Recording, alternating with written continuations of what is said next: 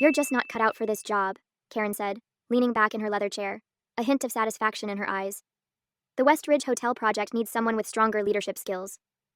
I maintained my composure, despite the familiar sting of her words. Through the glass walls of her office, I could see our colleagues glancing curiously in our direction. "The same West Ridge Hotel project where my redesign saved us $300,000? I asked quietly.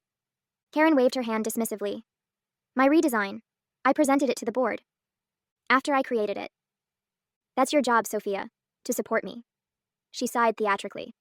"Look, this isn't working anymore. I need someone who understands their place in the hierarchy." I nodded slowly, a strange calm washing over me. "I understand perfectly. I'll leave on Friday, but Monday will be interesting." Karen rolled her eyes. Always with the cryptic comments. This is exactly what I'm talking about. "I'm Sophia Vasquez, 49 years old, Senior Project Coordinator at Reynolds Architecture and Design. For 8 years, I've crafted innovative solutions for our clients' most challenging projects. My passion is creating spaces that blend beauty with functionality, but more importantly, staying within budget while exceeding expectations." "What stands in my way?" Karen Mitchell, 41, my direct supervisor and the firm's youngest partner. She's mastered the art of harvesting others' ideas, particularly mine, and presenting them as her own. Her quick rise through the ranks was built on stolen concepts and misappropriated credit. And now she wants me gone. After years of taking credit for my work, she's decided I'm expendable. Perhaps I've become too vocal about recognition. Perhaps she senses that others are starting to notice the pattern. Whatever her reasons, she's made her move. As I walked back to my desk, I passed the wall of project photos in the main hallway. The West Ridge Hotel, the Pinecrest Community Center, the Lakeview Towers, all projects I'd poured my heart into, all bearing plaques with Karen's name as lead designer. My phone buzzed with a text from David, one of our senior architects. "How'd the meeting go?" Karen looked smug. "As expected," I replied. "She's pushing me out." "That's insane. Your coastal restoration project just won an award." "Her coastal restoration project, according to the press release." I settled at my desk, unlocking my drawer to retrieve the external hard drive containing copies of all my original designs, email chains, and documentation. Insurance I'd begun collecting months ago when Karen's behavior shifted from merely taking credit to actively minimizing my contributions. My desk phone rang, our receptionist's extension. "Sophia, there's someone from Archer and Hayes in the lobby asking for you. Says it's about the consultation you did for them." I froze. I'd never done any work for Archer and Hayes, our biggest competitor. "I'll be right down." As I rode the elevator, a sinking feeling settled in my stomach. This wasn't just about Karen taking credit anymore. Something else was happening. Something worse than I'd realized. I've spent 27 years in architecture and design. Starting as a drafting assistant in New York, I worked my way through increasingly complex projects while raising my daughter as a single mother. My portfolio expanded from residential renovations to commercial complexes, to the sustainable public spaces that became my specialty. 8 years ago, Reynolds Architecture and Design recruited me from a smaller firm in Philadelphia. The promise: a leadership position, creative freedom, and the resources to pursue innovative, sustainable design. For the first 4 years under our previous creative director, I thrived. My coastal restoration project, a series of community spaces built with reclaimed materials that could withstand severe weather events, became the firm's calling card. Then Karen arrived. Originally hired as a project manager, she quickly aligned herself with our aging founder, Harold Reynolds. Her approach was calculated: lavish compliments, strategic lunches, weekend invitations to her Catskills cabin. Within 18 months, she'd secured a partnership, the youngest in the firm's history. Initially, I admired Karen's ambition. Her presentations were polished, her client interactions smooth. She seemed genuinely enthusiastic about my designs, often stopping by my desk to discuss concepts. I interpreted her interest as mentorship, perhaps even friendship. The warning signs appeared gradually. First came the collaborative presentations, where my contributions went unmentioned. Then projects I'd initiated were suddenly reassigned, with Karen overseeing them directly. In meetings, she began interrupting me or rephrasing my ideas as her own. "Sophia had an interesting starting point," she would say, "but I refined it into something more practical." Harold, nearing retirement and increasingly disengaged, seemed charmed by Karen's confidence. Other partners, mostly men over 60, responded similarly to her carefully cultivated image of competence combined with just enough deference to their experience. My colleagues noticed the pattern. David from the architectural team once whispered, "Did she seriously just present your riverfront concept as her breakthrough idea?" Our receptionist, Jenna, started marking my original designs with timestamps before filing them, giving me silent nods of support. I persevered, believing my work would eventually speak for itself. When we won the Regional Design Excellence Award for the Coastal Project, I anticipated acknowledgement. Instead, Karen accepted the award alone, her speech excluding any mention of my contribution.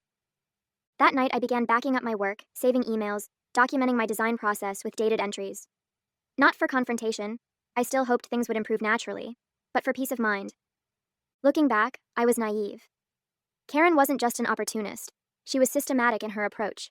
Each appropriated design, each stolen concept, was a deliberate step in her career advancement. And I had unintentionally become both her greatest resource and her largest threat. Our relationship had settled into an uneasy pattern, her taking credit, me producing more work, increasingly resentful but conflict-averse. Until yesterday, when she requested my complete portfolio files for archival purposes. Something about her expression, a mixture of entitlement and calculation, finally triggered my suspicions. In the lobby, a well-dressed man in his 50s extended his hand. Ms. Vasquez, James Donovan from Archer and Hayes. Thank you for meeting with me. There must be some misunderstanding, I said carefully. I've never consulted for your firm. His brow furrowed. That's strange. We have preliminary designs for our Portland waterfront project that were attributed to you. Karen Mitchell shared them last month, said you'd provided consultation. My stomach dropped. The Portland waterfront, a $50 million revitalization project that would transform the city's harbor district. I'd sketched concepts for it after hours, purely as a creative exercise, never intending to share them officially. May I see these designs? I asked, fighting to keep my voice steady. He pulled out his tablet, displaying familiar renderings, my renderings, but with subtle modifications. The core concept was unmistakably mine. Elevated green spaces connecting historical buildings with flexible areas that could be reconfigured during flood seasons. These were presented as collaborative work between your firm and ours, James explained. We were quite impressed. In fact, we've incorporated several elements into our final proposal. The room seemed to tilt slightly. Karen hadn't just taken credit for my work within our firm, she'd been selling my concepts to our competitors. Who else has seen these designs? I asked. Our entire executive team, and we've already presented to the Portland Development Commission. They were quite excited. He paused, studying my expression. Is there a problem? I need to check something with my office. Would you excuse me for a moment? In the restroom, I leaned against the wall, processing this revelation. Karen had taken my personal sketches, likely from my computer when I stepped away, and positioned them as collaborative work with a competing firm. The ethical violation was staggering. More disturbing was the realization that this explained her sudden push to terminate me. If these designs were moving forward with Portland officials, she needed me gone before I discovered the theft. My phone buzzed with a meeting notification. All staff, special announcement, 3 p.m. today. When I returned to my desk, activity around the office had intensified. People were talking in hushed groups, giving me concerned glances. David stopped by, lowering his voice. Harold is flying in for the meeting. Something about a transformative partnership. With Archer and Hayes, I guessed. His eyes widened. How did you know? James Donovan is downstairs with my designs for the Portland waterfront. Your designs? David looked confused. Karen's been working on Portland for months. It's what's getting her promoted to creative director. The final piece clicked into place. Karen wasn't just pushing me out. She was stepping into a role created specifically for her visionary work on Portland, work she had stolen from me. I opened my email to find a message from HR detailing my transition package. They weren't even waiting until Friday. Karen had accelerated my departure to today. My hand hovered over the external hard drive in my drawer. It contained everything. Original files with metadata proving my authorship, emails, documentation of my design process. Enough evidence to expose Karen's systematic theft. But would anyone believe me? Karen had spent years cultivating relationships with leadership while systematically isolating me. It would be her word against mine, and she'd already positioned me as underperforming and resentful. I closed the drawer without taking the drive. I needed time to think, to plan my next steps carefully. This wasn't just about credit anymore. It was about professional ethics, potentially legal issues, and my entire career. The conference room filled quickly for the 3 p.m. meeting. I chose a seat near the back, ignoring the whispers and glances. Karen stood at the front beside Harold Reynolds, looking triumphant in a tailored navy suit, the one she reserved for important presentations. Harold cleared his throat. Today marks an exciting new chapter for Reynolds Architecture and Design. We're announcing a strategic partnership with Archer and Hayes for the Portland waterfront revitalization. On the screen behind him appeared my designs, the ones James Donovan had shown me earlier, now branded with both companies' logos. This collaboration, spearheaded by Karen Mitchell, represents the innovative thinking that drives our firm forward, Harold continued. Karen's vision for Portland has already impressed city officials and secured preliminary approval. Karen stepped forward, beaming. Thank you, Harold. This project exemplifies our commitment to sustainable urban renewal. She clicked through my sketches, explaining concepts I'd developed over countless late nights, as if they were her own inspiration. Each slide twisted the knife deeper. To lead this exciting new direction, Harold announced, I'm pleased to name Karen our new creative director, effective immediately. Applause filled the room. Karen accepted the promotion with practiced humility, thanking Harold for his mentorship. Her gaze briefly met mine, a flicker of warning in her eyes. When the presentation ended, I approached Harold. Could I speak with you privately about the Portland project? Of course, Sophia. Let's use my office. Hope sparked. Harold had always been fair, if somewhat detached. Perhaps he'd listen, especially with proof of Karen's misconduct. Karen intercepted us in the hallway. Harold, we should discuss the transition plan for my role. And didn't you have that call with the board at 3:30? Right, yes, he checked his watch. Sophia, can this wait until tomorrow? It's regarding the origin of the Portland designs, I said firmly. Karen's smile tightened. Actually, Harold, that reminds me. There are some concerns about Sophia's performance I've been meaning to discuss. Oh, Harold looked between us. Resource allocation, deadline issues, and some confusion about project ownership. Her implication was clear. She was framing me as the one with ethical problems. Let's address this now, Harold decided, gesturing us both into his office. For 20 minutes, I listened as Karen systematically undermined me. She presented doctored timelines suggesting I'd claimed credit for collaborative work.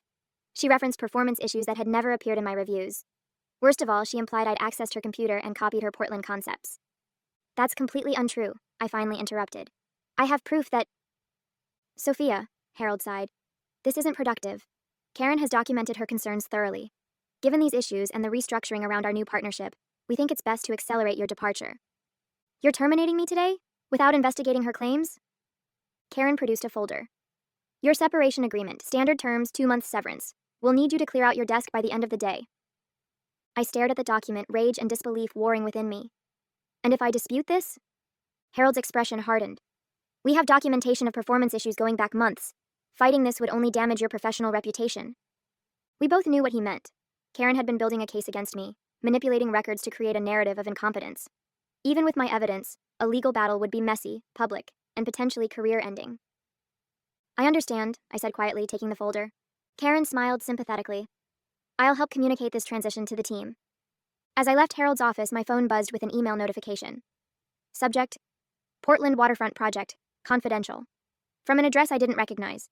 I opened it to find detailed information about the Portland project's upcoming phases, timelines, budgets, stakeholder information, along with a message. You should see this. Not write what they're doing to you. A friend. For a moment, I considered forwarding it to Harold as proof of my involvement. Then I realized, this wasn't help, it was a trap. If I shared confidential project information, especially after being terminated, Karen could accuse me of corporate espionage. I cleared my desk methodically, packing personal items under the watchful eye of an HR representative.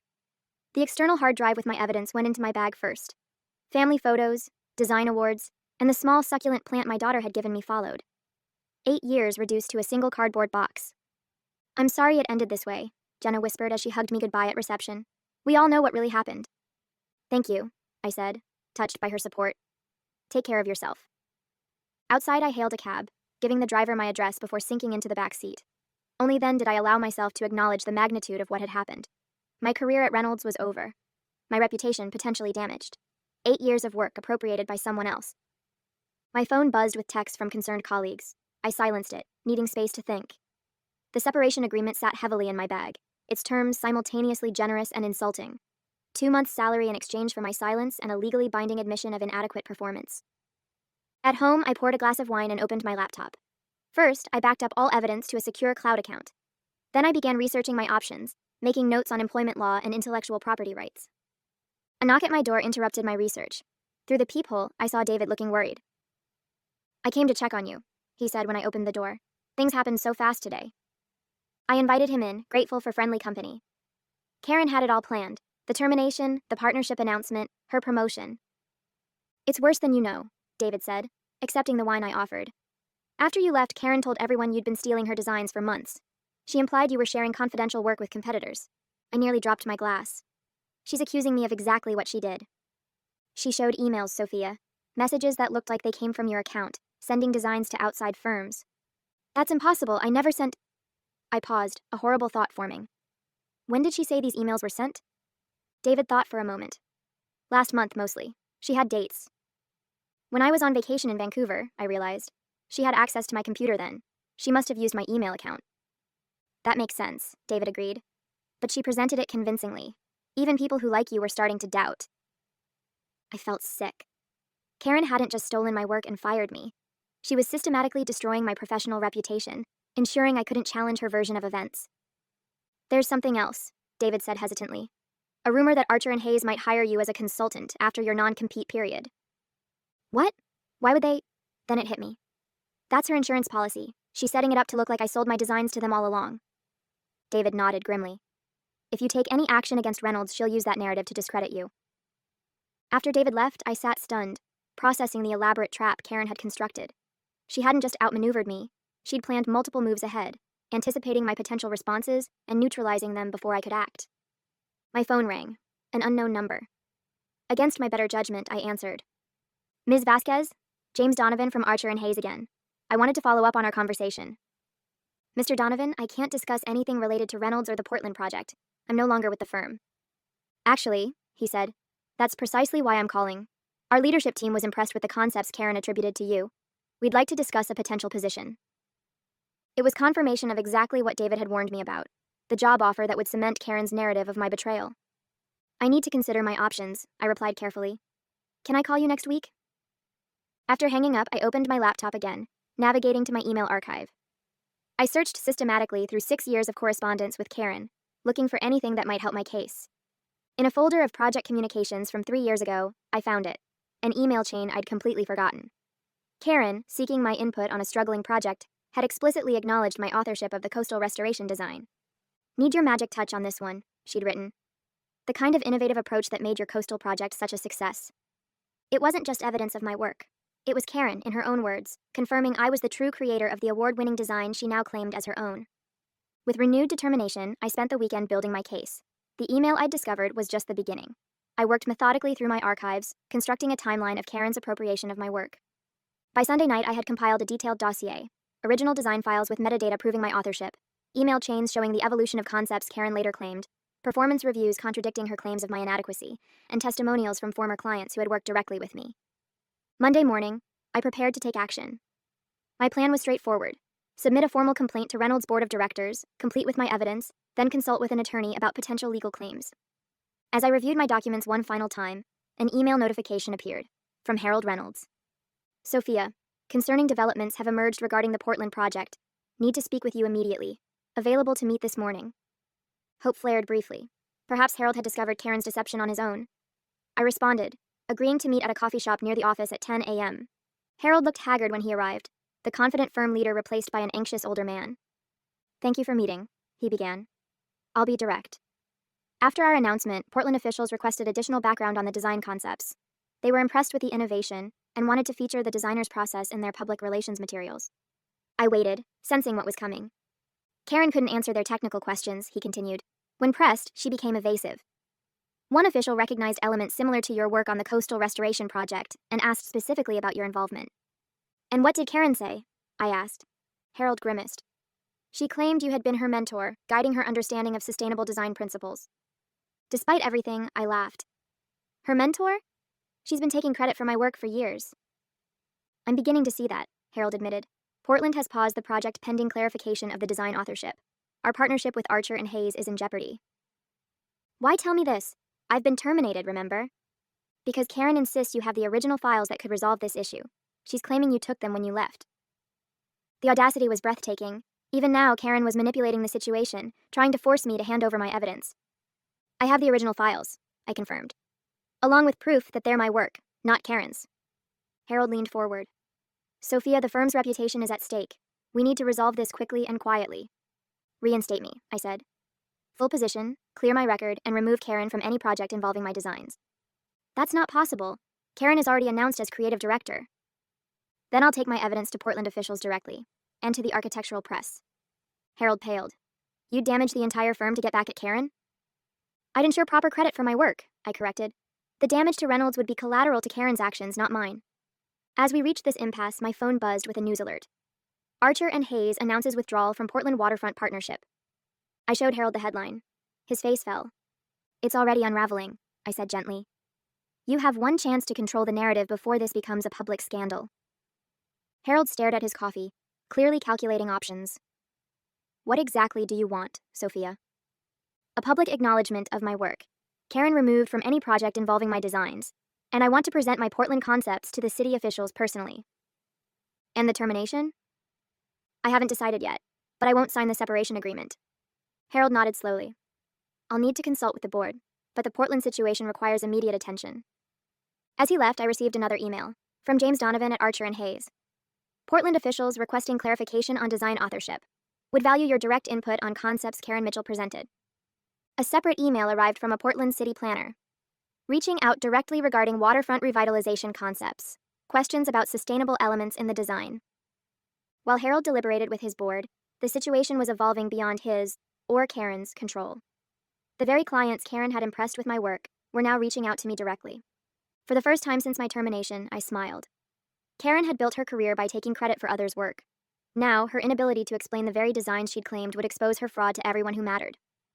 Tuesday morning arrived with a sense of inevitability. Following several conversations with Portland officials and Archer and Hayes executives, I had agreed to a joint meeting at Reynolds' office to clarify the design authorship issue. I dressed carefully, choosing a professional outfit that projected confidence without ostentation. The external hard drive with my evidence went into my bag, along with printed copies of key documents. This time, I was fully prepared. The conference room fell silent when I entered.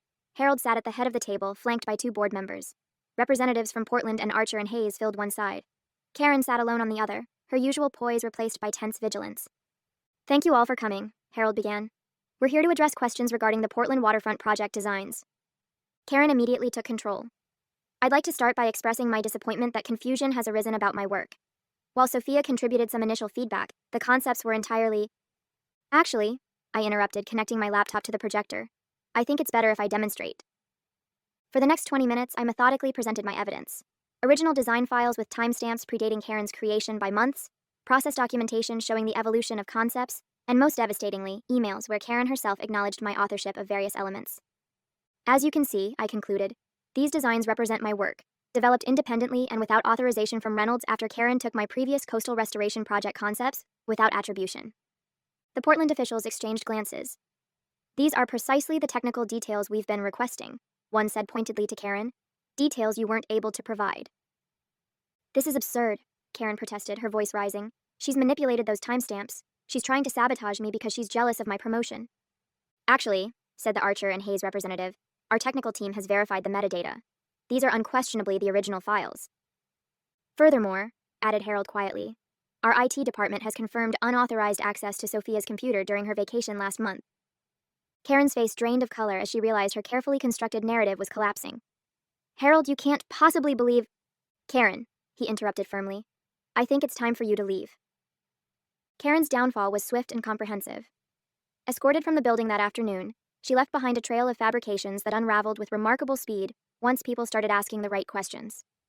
The board meeting that followed was equally decisive. Harold, fighting to salvage the firm's reputation, announced my reinstatement with a promotion to creative director.